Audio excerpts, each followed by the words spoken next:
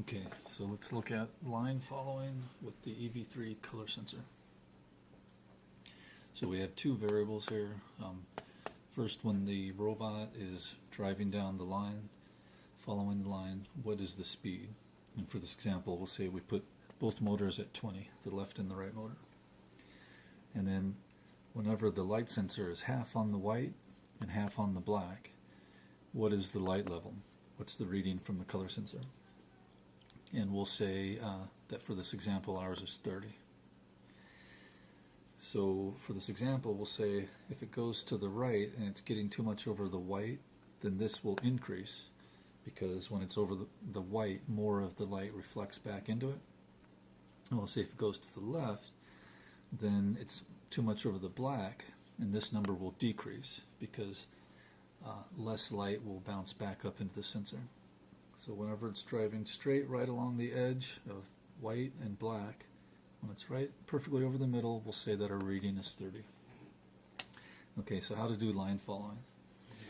The first thing that we do is we measure what the reading from the light sensor is, the color sensor. And we say, is it greater than our ideal level? And if it's greater, that means that we veered off and it's too much over the white, so we need to bring it back to the center. We would bring it back by putting more power to the right motor and less power to the left motor. So we'll say is the light level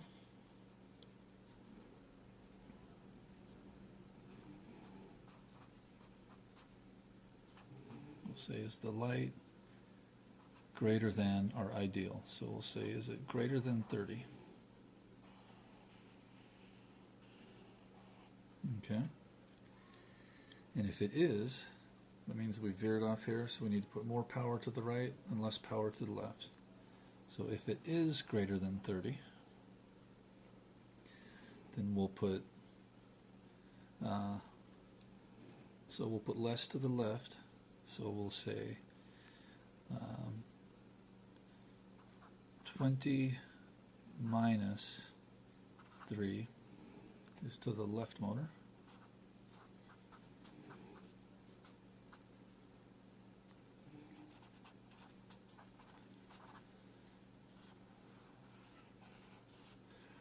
And we'll put 20 plus 3 to the right motor.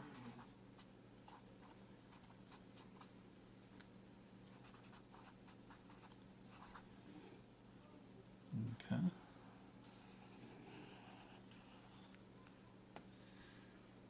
And that's it. Then when it comes, so this is a case statement. So now if that's not true, so if the light is less than 30, so this is saying, is the light more than 30? So if it is, so this is yes. But if it's not, then we come down here and we just do the opposite. So this will be no. The light is not more than 30. So that means that we veered off to the left, too much over the black, so we need to put more power to the left motor and less power to the right motor, because we need to get it back on track. So it's right over the edge of our of the line that it's trying to follow. So in that case, we would put 20, our ideal motor speed, plus 3 to the left motor.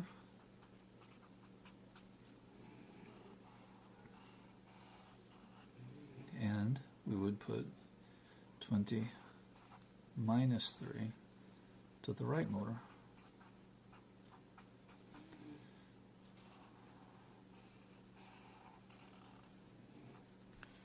And then this would come back.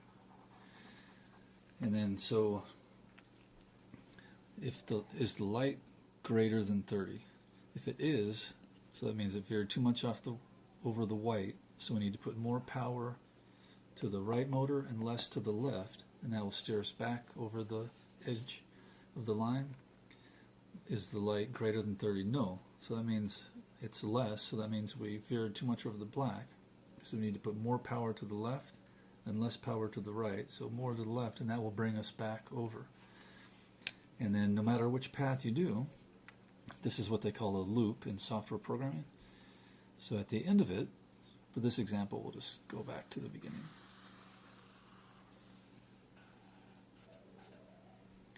And that's how you would do line following with the color sensor with an EV3.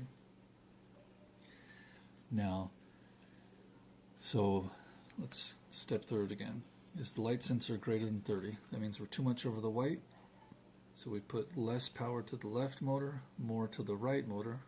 Now it'll get us back over the edge. And then at the end, it just goes back and checks again, is the light greater? So you're always correcting a tiny bit. You're always correcting to try and get it to stay right over the edge, half on white and half on black. And I'll show you what that looks like when the robot's doing it on our test table.